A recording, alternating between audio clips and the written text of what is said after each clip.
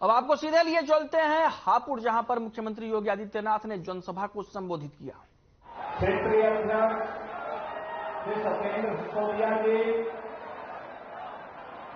Bharatiya Janata party के जिलाध्यक्ष श्री उमेश राणा जी, जिला पंचायत के अध्यक्ष श्रीमती रेखा नागर जी,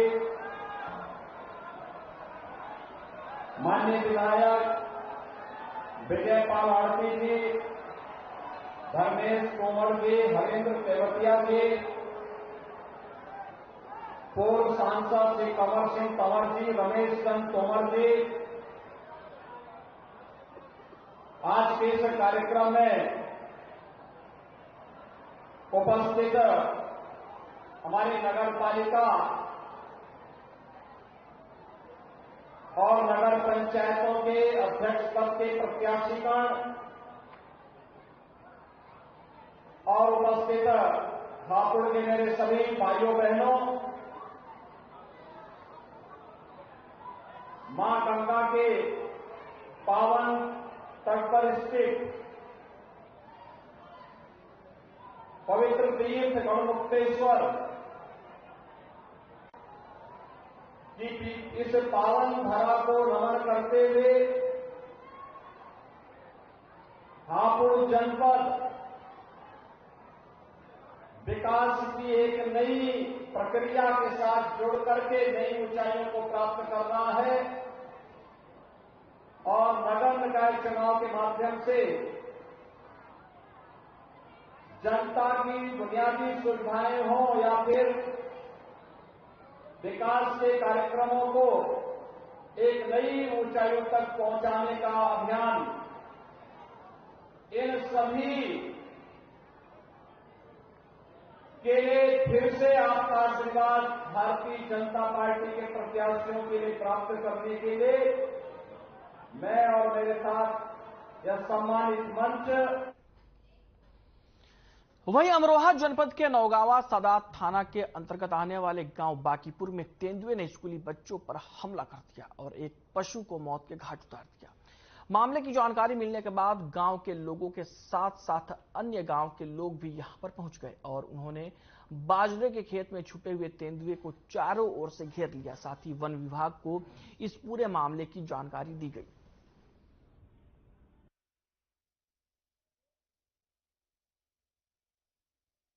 लग रही है कि यहाँ जो है तेंदुआ आ गया है और रास्ता बंद कर दिया। स्कूल के बच्चे, आज स्कूल भी हमारा नहीं खुल गया है, स्कूल के बच्चों पर हमला कर दिया, एक कुतिया फाड़ दी, कुछ आदमियों और हमला कर दिया और 10 गांव के आदमी यहाँ चढ़ाई लिए हुए खड़े हैं। तेंदुआ घेर रखा है। कोई भी अधिकारी वन विभाग का या इसके अलावा कोई भी अधिकारी यहाँ आने के लिए तैयार नहीं। अंजू कह रहे हैं कि प्रधान जी इस भीड़ को भगा दो।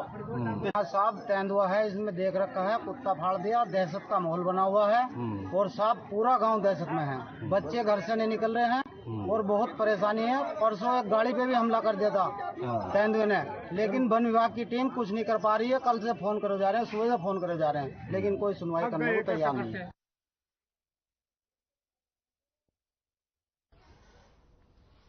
अब आपको सीधे लिए चलते हैं मेरठ, जहां पर सीएम योगी आदित्यनाथ ने एक जनसभा को संबोधित किया है और मुख्यमंत्री ने क्या कुछ कहा जनसभा में, आपको सुनाते हैं।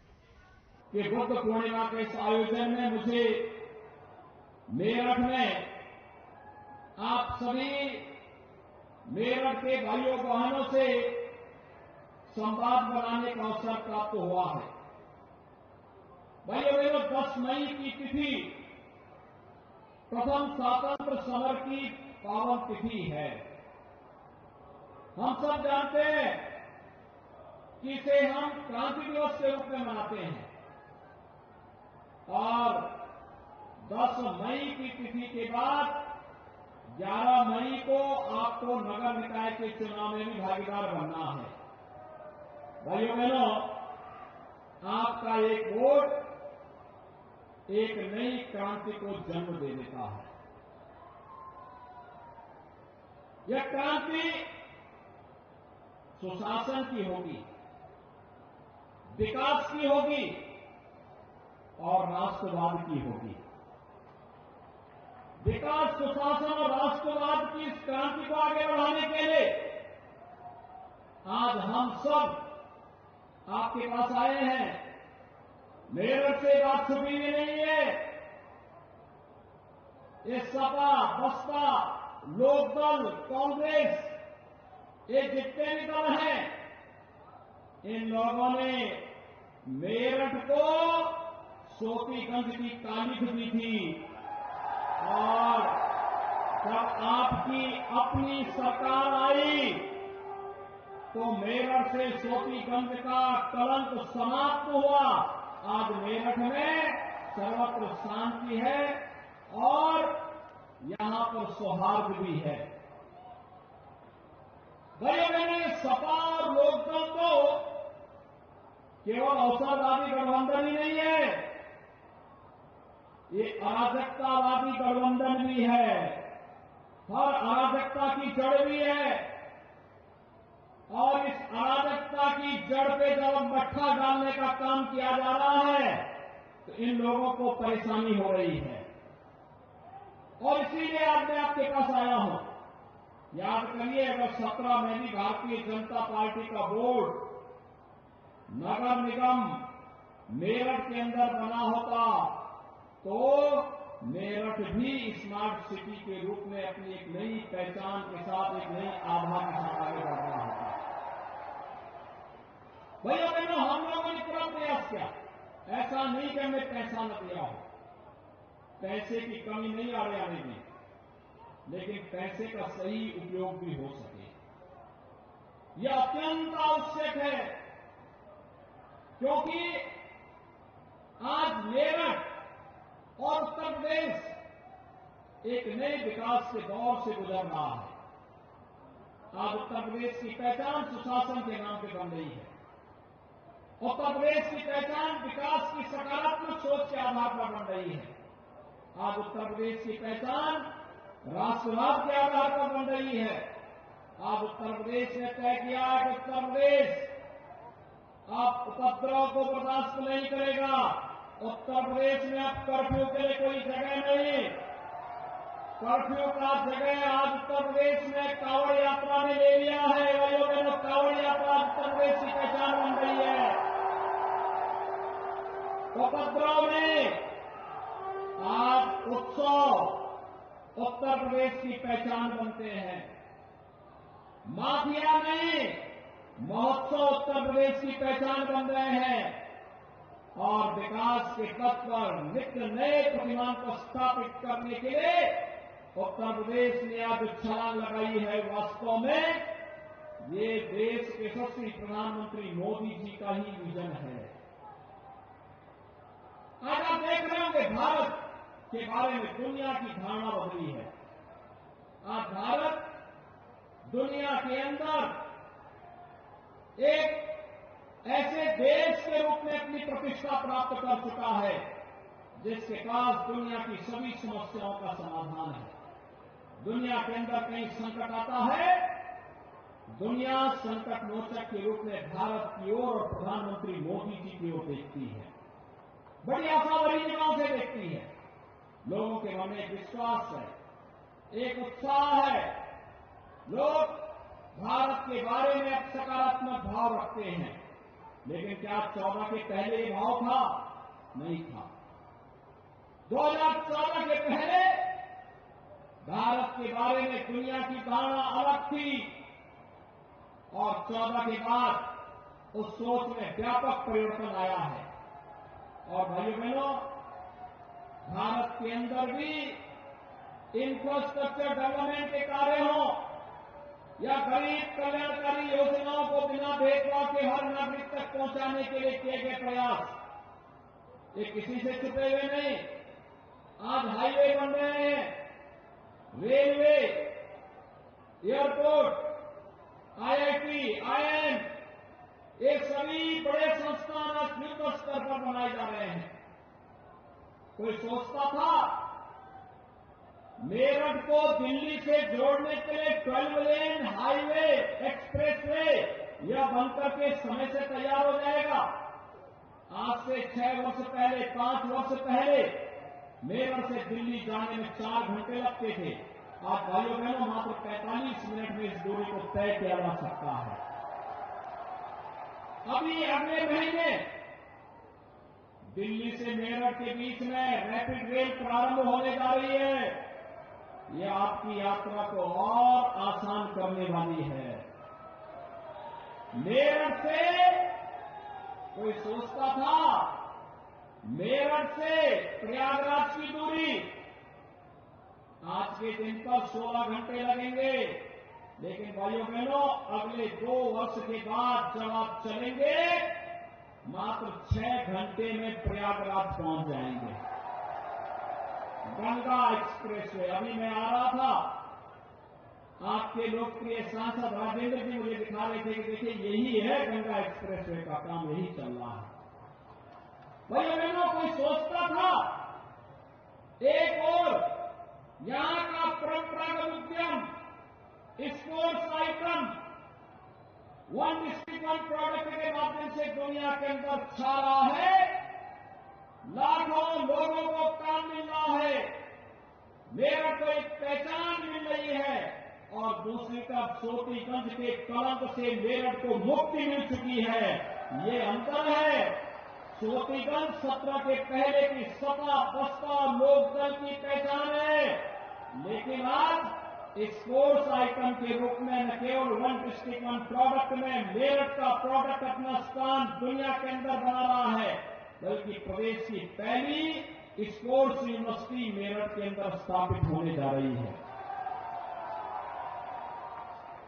भाइयों बहनों आज बड़े बड़े इंफ्रास्ट्रक्चर डेवलपमेंट के कार्य हो रहे हैं। आज Uttar Pradesh one district one medical college की ओर भी बढ़ चुका है। कौन नहीं जानता है 1857 के प्रथम स्वातंत्र समर में कोतवाल धन सिंह गूर्जर जी के नेतृत्व में जब क्रांति की ज्वाला प्रज्वलित हुई थी, उसी का परिणाम है 1947 में देश आजाद होता है। और भाइयों बहनों यहां के पुलिस ट्रेनिंग स्कूल को आधुनिक स्वरूप देकर के उसका नामकरण भी हम लोगों ने कोतवाल धन सिंह गूर्जर के नाम पर ही रखने का काम किया। आज बुद्ध पूर्णिमा है, याद करिए बुद्ध पूर्णिमा के अवसर पर भगवान बुद्ध के संदेश को घर घर और गांव-गांव तक पहुंचाने के लिए जो कार्य हुआ है, भगवान बुद्ध से जुड़े हुए सर्वाधिक स्थान उत्तर प्रदेश में है। ये उत्तर प्रदेश को गौरव की अनुभूति होती है। पहला उपदेश उन्होंने जिस धरती पे गया था काशी सारनाथ की धरती सुंदरीकरण के एक नए दौर से गुजर रही है। 4 सर्वाधिक चातुर्मास उन्होंने व्यतीत किए थे और श्रावस्ती में नए एयरपोर्ट का निर्माण राज्य सरकार कर रही है। वहां का समग्र पर्यटन विकास भी हो रहा है। भगवान बुद्ध ने अपना 55 जिस कपिल वस्तु में व्यतीत किया था, उस कपिल वस्तु के समग्र विकास के लिए कार्य हो रहा है। भगवान बुद्ध की कौशाम्बी और संकिसाकारी समग्र पर्यटन विकास की दिशा से आगे बढ़ाने का कार्य हो रहा है। तो भाइयों बहनों भगवान बुद्ध की महापरिनिर्वाण स्थली कुशीनगर में इंटरनेशनल एयरपोर्ट अभी 2 वर्ष पहले ही प्रधानमंत्री जी ने लोकार्पित किया है। विकास की प्रक्रिया को जोड़ते हुए बिना भेदभाव के शासन की योजनाओं का लाभ हर गांव, हर गरीब, हर किसान, हर नौजवान तक पहुंचाने का कार्यक्रम अनवरत चल रहा है। कोई सोचता था उत्तर प्रदेश में 6 वर्ष में 54 लाख गरीबों को एक आवास उपलब्ध करवाने का कार्य किया। 54 लाख गरीबों को। भाइयों बहनों इन गरीबों को यह आवास सपा बसपा के कार्यकाल में भी मिल सकता था, लेकिन विकास उनकी सोच नहीं थी। 2 करोड़ 61 लाख गरीबों के लिए शौचालय बनाए गए। यह काम 17 के पहले भी हो सकता था। 1 करोड़ 75 लाख गरीबों को उज्ज्वला योजना के कनेक्शन दिए गए। यह काम 17 के पहले भी हो सकता था। और अब तो हम लोग दीपावली और होली पर फ्री में सिलेंडर भी परिवारों को देने जा रहे हैं। फ्री में सिलेंडर की सुविधा भी प्राप्त होने जा रही है। 10 करोड़ लोगों को उत्तर प्रदेश में आयुष्मान भारत का 5 लाख रुपए का स्वास्थ्य बीमा का कवर भी मिल रहा है। 15 करोड़ लोगों को पिछले 3 वर्ष से फ्री में राशन की सुविधा का लाभ भी मिल रहा है। भाइयों बहनों, यह काम 17 के पहले भी हो सकता था, लेकिन 17 के पहले जो लोग सत्ता में थे, विकास और गरीब कल्याण का उद्देश्य नहीं था। उनको इंफ्रास्ट्रक्चर से ही मतलब नहीं था, गरीब से ही मतलब नहीं था। वे तो अवसरवादी थे, अराजकता पैदा करते थे, कांवड़ यात्रा में बाधा पैदा करते थे और गरीबों की योजनाओं में डकैती डाल करके अपने और अपने गुर्गों का पेट भरने का कार्य करते थे। लेकिन 17 के बाद उत्तर प्रदेश के अंदर आपका जो आशीर्वाद प्राप्त हुआ, आज उसका परिणाम उत्तर प्रदेश के अंदर किसी गरीब का चेहरा देख करके नहीं, उसकी जाति देख करके नहीं, उत्तर प्रदेश का नागरिक है, उसको योजनाओं का लाभ मिलना ही है और यह देने का कार्य हो रहा है। और इसीलिए आज मैं आया हूं आपसे कहने के लिए कि भाइयों बहनों, 17 के पहले जो तस्वीर थी, आज उससे एकदम भिन्न नए रूप में हम लोग आए हैं। 17 के पहले हमारे नगर निकायों की क्या स्थिति थी? 17 के पहले नगर निकाय कूड़े के ढेर दिखाई देते थे, गंदगी अफाम का परंपार ढेर दिखाई देता था। आज हमारी सिटी स्मार्ट सिटी हो रही है। 17 के पहले नगरीय क्षेत्रों में सौदों का आतंक होता था। आज भाइयों बहनों, सौदों का आतंक नहीं, आज हमारी सिटी सेफ सिटी हो रही है, सेफ सिटी। 17 के पहले आपने उत्तर प्रदेश के अंदर देखा होगा, ये अवसरवादी पार्टी के और परिवारवादी तक पार्टी नहीं थी, ये तमंचावादी भी थे। युवाओं के हाथों में भी तमंचा पकड़वाते थे। आज युवाओं के हाथों में तमंचे नहीं, आज भाइयों बहनों, युवाओं के हाथों में टैबलेट है, टैबलेट। और उत्तर प्रदेश के 2 करोड़ युवाओं को फ्री में टैबलेट देने का कार्य हमारी सरकार कर रही है। 17 के पहले व्यापारियों से रंगदारी वसूली होती थी। व्यापारी और समाज का सम्रांत और शरीफ नागरिक सिर झुका करके जैसे तैसे इज्जत बचाता था। माफिया और अपराधी सीना तान करके चलता था। आज भाइयों बहनों, व्यापारियों को मुख्यमंत्री व्यापारी कल्याण बोर्ड के माध्यम से 10 लाख रुपए की सुरक्षा कवर दिया गया है। पटरी व्यवसायियों को पीएम स्वनिधि योजना के साथ जोड़ने का कार्य हुआ है। व्यापारी और समाज का सम्रांत नागरिक सीना तान करके आज सड़कों पे जा चल सकता है और अपराधी और माफिया सिर झुका करके गले में तख्ती लटका करके जीन जान की भीख मांगता हुआ दिखाई देता है। ये नया उत्तर प्रदेश है और इसीलिए आज मैं आपसे कहने के लिए आया हूं कि भाइयों बहनों, डबल इंजन की सरकार विकास के लिए पैसा भेज सकती है, लेकिन उस पैसे का सदुपयोग तो हो। इसके लिए डबल इंजन सरकार के साथ तारतम्यता बिठाने वाला बोर्ड होना चाहिए और भारतीय जनता पार्टी ने सर्वसम्मत से श्री हरिकांत अहलूवालिया जी को अपना महापौर प्रत्याशी बनाया है मेरठ नगर निगम में। हरिकांत अहलूवालिया जी के साथ उनका पूरा बोर्ड जीतना चाहिए, पार्षद भी जीतने चाहिए। साथ साथ भारतीय जनता पार्टी ने भाइयों बहनों विभिन्न नगर पालिका और नगर पंचायतों में भी अपने प्रत्याशी उतारे हैं।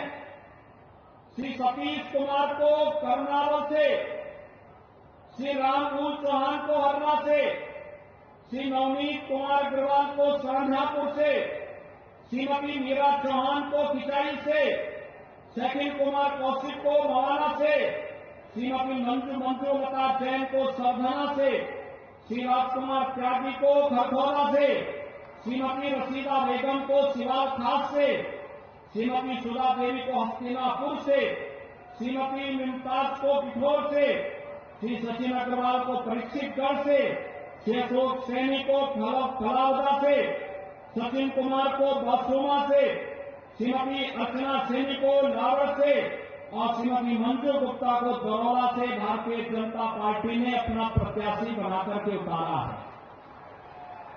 आपने इन सबको देख लिया। हरिकांत जी आ गए, आप उधर चले जाएंगे, यहाँ पहले मेयर साहब वाले भी तो एक लाइन में खड़े हो जाएंगे, इधर से यहाँ सामने आ गए, आगे चलने चेयरमैन करके।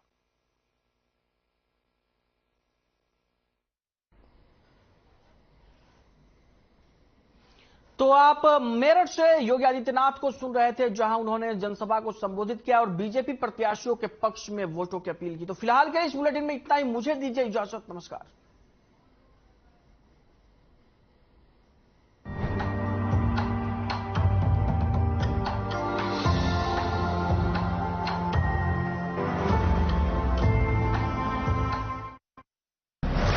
हर मुद्दे पर होगी अब बात।